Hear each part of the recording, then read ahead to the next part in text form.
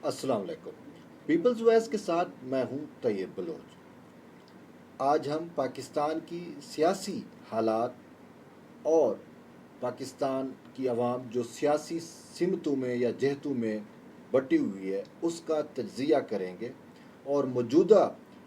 सियासी जो पार्टीज़ हैं उनको दरपेश चैलेंज का भी मुख्तसर सा जायज़ा लेंगे। सबसे पहले जिस तरीके से आप सब वाकिफ़ हैं और कहा भी जाता है कि पाकिस्तान में दो किस्म की जो हैं वो सियासी रुझानात पाए जाते हैं और ऑल वर्ल्ड में भी तकरीबन यही है, जिसे हम एक को दाएं बाजू की सियासत कहते हैं, एक को बाएं बाजू की सियासत कहते हैं। तो अगर आप पाकिस्तान में तमाम पॉलिटिकल पार्टीज़ को देखें और उनके मंशूर का जायज़ा लें तो आपको वाज़े तौर के ऊपर पॉलिटिकल पार्टीज़ जो हैं वो नज़र आएंगी कि कौन सी पार्टीज़ जो हैं वो दाएं बाजू की हैं और कौन सी पार्टीज़ जो हैं वो बाएं बाजू की हैं। ख़ासकर दाएं बाजू और बाएं बाजू का जो कंसेप्ट है ये सोशलिज़म और कैपिटलिज़म के दरमियान में जो है वो बटा हुआ है। लेकिन पाकिस्तानी सिनेरियो के अंदर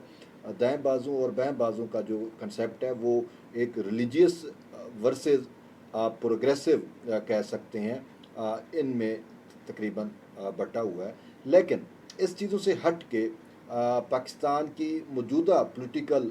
जो सिनेरियो है और फिर जो एक political development as social change की जो थ्योरी है उस थ्योरी को जब हम सामने रखते हैं तो हमें पाकिस्तान के अंदर जो दो पॉलिटिकल रुझानात नज़र आते हैं वो ये हैं कि एस्टेब्लिशमेंट वर्सेस एंटी एस्टेब्लिशमेंट। तो एंटी एस्टेब्लिशमेंट अगर पाकिस्तान में देखें तो इन फोर्सेस में या इन पॉलिटिकल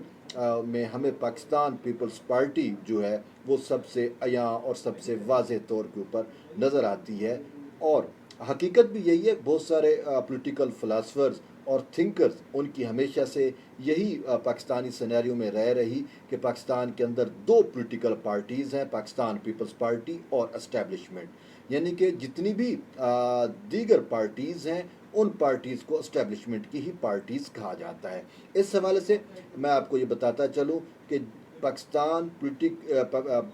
पीपल्स पार्टी का जब वजूद आया तो वो एंटी एस्टेब्लिशमेंट ही उसका वजूद रखा गया था। जुल्फ़िकार अली भुट्टो ने एंटी एस्टेब्लिशमेंट प्रोग्रेसिव वजूद जो है वो पाकिस्तान पीपल्स पार्टी का रखा था। और उसके साथ साथ सबसे बड़ी बात जो है वो पाकिस्तान पीपल्स पार्टी का वजूद जो है वो ट्रेडिशनल वजूद भी है कि उस वक्त हालात की भी यही ज़रूरत थी और इसके साथ साथ पाकिस्तान की तहजीबों की जो ज़ामिन है वो पाकिस्तान पीपल्स पार्टी है, पाकिस्तान की सकाफ़त की, पाकिस्तान के कल्चर की। और हमने वक्तन फ़क्तन देखा भी सही। इसका रिसेंट वाक़या मैं आपके सामने रखना चाहता हूँ कि जब पाकिस्तान पीपल्स पार्टी के चेयरमैन बिलावल भुट्टो ने मुल्तानी अजरक यानी कि नीले रंग के अजरक का मास्क पहना तो हमारा जो तसब है हमारे कौमी मीडिया का वो किस तरीके से ओद कर सामने आया तो मैं उसकी डिटेल में नहीं जाना चाहूँगा। लेकिन सिंध, बलूचिस्तान और या पश्तून या जितनी भी हमारी कौमी वादतें हैं इनका तहफ़्फ़ुज़ जो है वो पाकिस्तान पीपल पार्टी से ही हमें मिलता है। इसके साथ वफाक का भी तहफ़्फ़ुज़ और वफाक की ज़ामिन भी जो आखिरी असास है वो पाकिस्तान पीपल्स पार्टी समझी जाती है। ये तो एक छोटा सा तारुफ, लेकिन इसके साथ साथ हम वापस आते हैं कि Pakistan peoples party versus establishment सियासी रुझानात पे। आप आप हम सब जानते हैं कि जब जुल्फ़िकार अली भुट्टो ने पाकिस्तान पीपल्स पार्टी की बुनियाद रखी फिर उसके बाद ज़िया का मार्शल लॉ आया और ज़िया के मार्शल लॉ ने कौन कौन सी पॉलिटिकल पार्टीज़ को जन्म दिया। पाकिस्तान मुस्लिम लीग नून उसमें से सबसे मेन फैक्टर पॉलिटिकल फैक्टर्स बन के उभरी और नवाज शरीफ को तो ज़ियाउल हक का मुंह बोला बेटा भी समझा जाता रहा पाकिस्तान के सियासी हलकों में। इसके साथ साथ फिर उसके बाद हम देखते हैं कि अब मौजूदा सिनेरियो में हमें एक नई पॉलिटिकल पार्टी जिसे पाकिस्तान तहरीक इंसाफ कहते हैं वो हमें नज़र आती है, जो आजकल इस इक़्तिदारी टोला है इस मुल्क के ऊपर जो इक़्तिदार कर रहा है। हम सब जानते हैं कि इमरान खान की परवरिश ज़िया और पाशा की नर्सरी से कैसे हुई और किस तरीके से उनके जो रूहानी उस्ताद हैं वो हमीद गुल, जिनको हमेशा से पाकिस्तान पीपल्स पार्टी से तअस्सुब रहा और जिन्होंने हमेशा से पाकिस्तान पीपल्स पार्टी की हुकूमत गिराने के लिए इक़दामात किए और اس کے علاوہ جو ان کی سازشیں تھیں محترمہ بے نظیر بھٹو شہید کے خلاف، وہ آپ سب کے سامنے ہیں. تو آج ان کی حکومت جو ہے وہ آپ کے سامنے ہے، اور ہم دیکھ رہے ہیں کہ کس طریقے سے اسٹیبلشمنٹ جو ہے وہ فرنٹ کے اوپر پاکستان پی ٹی آئی یعنی پاکستان تحریک انصاف کو سامنے رکھ کے کس طریقے سے پس پردہ حکومت جو ہے وہ چلا رہی ہے، یعنی کہ شیڈو گورنمنٹ جو ہے وہ اس ٹائم بھی اسٹیبلشمنٹ کی ہے. تو اس سارے سینیریو کے اندر جو اب پولیٹیکل سچویشن ہمیں سامنے آ رہی ہے کہ حکومت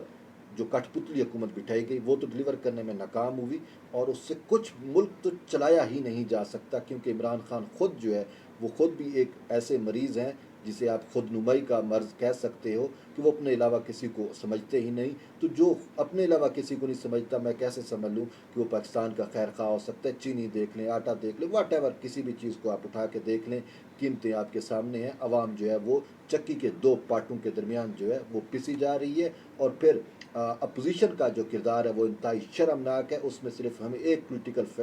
پارٹی جو ہے وہ پاکستان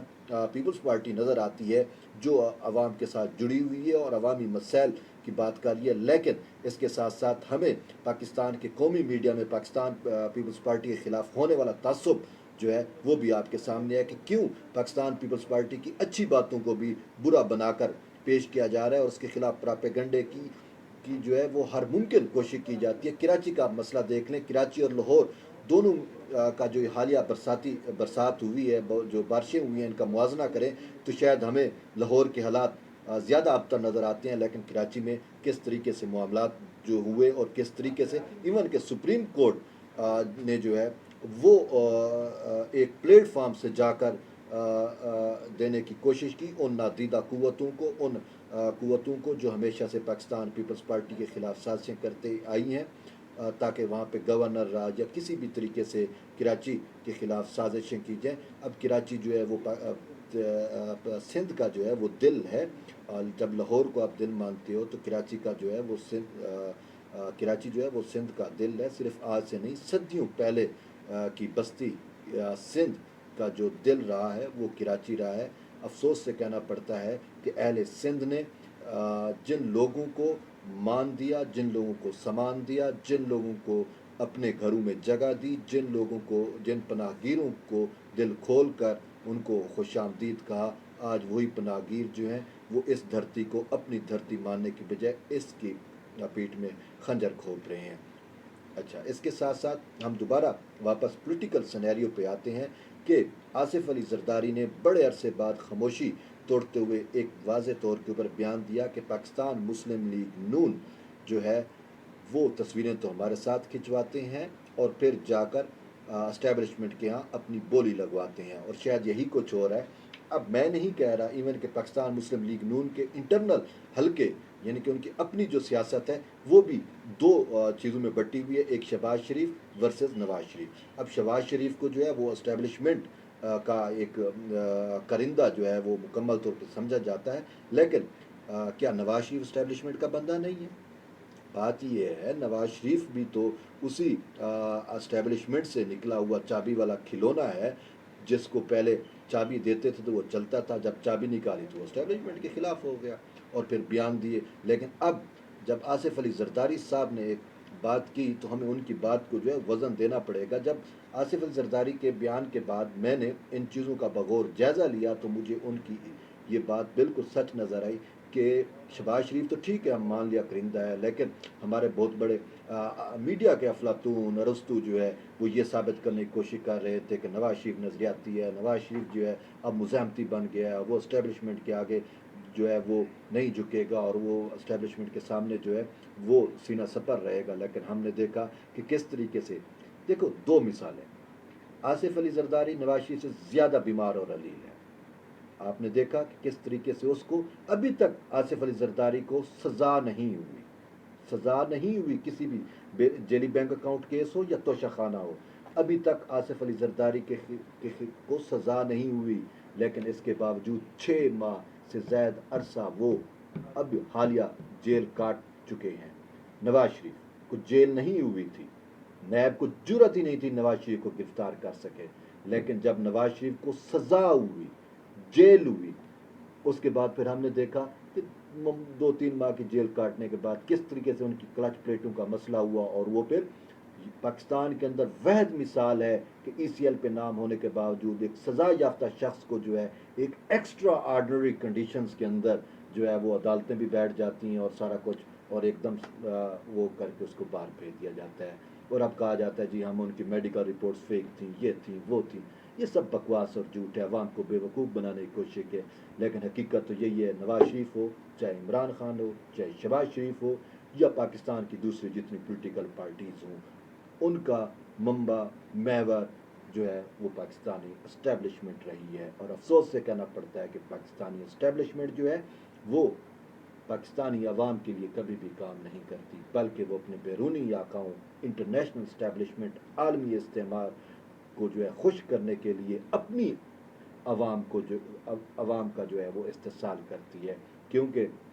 یہاں پہ میں آپ کو ایک چھوٹی سی بات بتاؤں کہ اکانومک ہٹ مین نے ایک کتاب لکھی، اعترافی ان کا ایک کتاب ہے جس کے اندر انہوں نے کہا کہ کس طریقے سے وہ عالمی استعمار کے جو پلان ہیں، جو منصوبے ہیں، وہ مختلف ممالک کے اندر ایگزیکیوٹ کرنے کے لیے کیا کچھ کرتے ہیں، جس میں سربراہان ریاست کو مار بھی دیا جاتا ہے، شہید بھی کر دیا جاتا ہے، قتل بھی کر دیا جاتا ہے۔ پاکستان میں بھی ہم نے دیکھا کہ واحد ایک پولیٹیکل پارٹی پاکستان پیپلز پارٹی ہے جس کی قیادت کو ہمیشہ سے جو ہے یا تو شہید کیا گیا، یا ان کو زیر اعتاب رکھا گیا، یا ان پر ان کو جیلوں کی صحبتیں ان کو دی گئی۔ تو اس اکانومک ہٹ مین کا یہ بیان ہے کہ جب ہم کسی ملک کی فوج کو جدید ویپنز دیتے ہیں، یا ان کے اداروں کو جدید ٹریننگ دیتے ہیں، پھر ہم اس ملک کا سونا لوٹیں، اس کی گیس لوٹیں، اس کا تیل لوٹیں، یا اس کے قدرتی وسائل لوٹیں، وہ ملک، اس کی فوج، اس کے ادارے اپنے قومی مفاد کی بجائے ہمارا تحفظ کرتے ہیں، اور یہی کچھ پاکستان کے اندر جو ہے وہ ہو رہا ہے۔ اسی وجہ سے ہمیں جو ایک امید کی کرن نظر آتی ہے وہ پاکستان پیپلز پارٹی ہے، اور میں اس چینل کے ذریعے آپ سے یہی کرتا ہوں کہ یہ وہ وقت ہے کہ آپ اپنے سچے اور حقیقی دوستوں کو پہچانیں، اور دیکھیں کہ کون عوام کی فلاح کے لیے کام کر رہا ہے، اور کون عالمی استعمار یا ان کے چابی والے کھلونے ہو کر پاکستانی عوام پر جبر و استبداد اور اس کے استحصال کا اعلی کار بنا ہوا ہے۔ تو اسی وجہ سے اگر پاکستان کے مسائل کا حل ہے، اور پاکستان کے مسائل کا حل کوئی دے سکتی ہے، تو پاکستان پیپلز پارٹی ہے۔ شاید اگر ماضی کی میں آپ کو مثالیں دوں کہ جب آمروں نے براہ راست آ کے حکومتیں کی اور ملک کا ستیہ ناش کیا، برباد کیا، تباہ کیا، تو اس کے بعد اگر پھر حکومت ملی تو ہمیشہ پاکستان پیپلز پارٹی کو ملی، کیونکہ اب اس ملک کو باقی بھی تو رکھنا ہوتا ہے، کیونکہ اسٹیبلشمنٹ کو بھی اپنے کھانچوں کے لیے ملک کی ضرورت ہوتی ہے۔ اسی وجہ سے ملک کے جو زخم جو پہنچ چکے ہوتے ہیں ان پر مرہم رکھنے کے لیے پاکستان پیپلز پارٹی کی حکومت آتی ہے، اور وہ پھر مرہم رکھتی ہے، عوامی منصوبے کا آغاز کرتی ہے، وہ ایک ریاست کا، ایک اسٹیٹ کا سٹرکچر جو تباہ و برباد ہو چکا ہوتا ہے اس کو بحال کرتی ہے۔ تو اسی وجہ سے کہا جاتا ہے کہ پاکستان کے اندر صرف 2 پولیٹیکل پارٹیز ہیں، ایک اسٹیبلشمنٹ اور ایک پاکستان پیپلز پارٹی، اور ان کی جنگ جو ہے وہ ہمیشہ سے جاری ہے۔ اسی وجہ سے پہلے کہا جاتا تھا کہ جی بے نظیر جب ذوالفقار علی بھٹو کو شہید کر دیا گیا تو کہا جاتا تھا کہ بے نظیر بھٹو اور ان کی ماں نصرت بھٹو، یہ دو شخصیات کو اگر پیپلز پارٹی سے مینیج کر دیا جائے تو پیپلز پارٹی اسٹیبلشمنٹ کے لیے جو ہے وہ قابل قبول ہو سکتی ہے۔ پھر ہم نے دیکھا کہ جب بے نظیر بھٹو کی شادی ہو گئی اپنا آصف علی زرداری سے، تو پھر کہا جاتا رہا کہ آصف علی زرداری اگر سائڈ پہ ہو جائے تو پیپلز پارٹی اسٹیبلشمنٹ کے لیے قابل قبول ہو سکتی ہے۔ اور پھر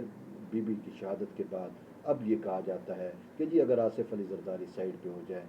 تو پاکستان پیپلز پارٹی اسٹیبلشمنٹ کے لیے قابل قبول ہو سکتی ہے۔ بھائی کیوں قابل قبول ہو؟ بات یہ ہے پاکستان پیپلز پارٹی واحد پارٹی ہے جو اینٹی اسٹیبلشمنٹ ہے، اور یہ ہمیشہ اسٹیبلشمنٹ کے ساتھ اپنی عوام کے لیے اپنی جدوجہد اور اپنی جنگ جو ہے وہ جاری رکھے گی، تاکہ اس ملک کے اندر حقیقی طور پر عوامی راج جو ہے وہ قائم کیا جا سکے۔ آپ کی فیڈ بیک کا ہمیشہ سے انتظار رہے گا، اور میری آخر میں آپ سے یہی التماس ہے کہ پیپلز وائس کو سبسکرائب کریں اور اپنی فیڈ بیک دیں، تاکہ آپ کے کمنٹس اور آپ کی رائے ہم تک پہنچ سکے۔ اگر کوئی غلطیاں ہیں، کوئی خامیاں ہیں تو ہم ان کو دور کر سکیں۔ شکریہ۔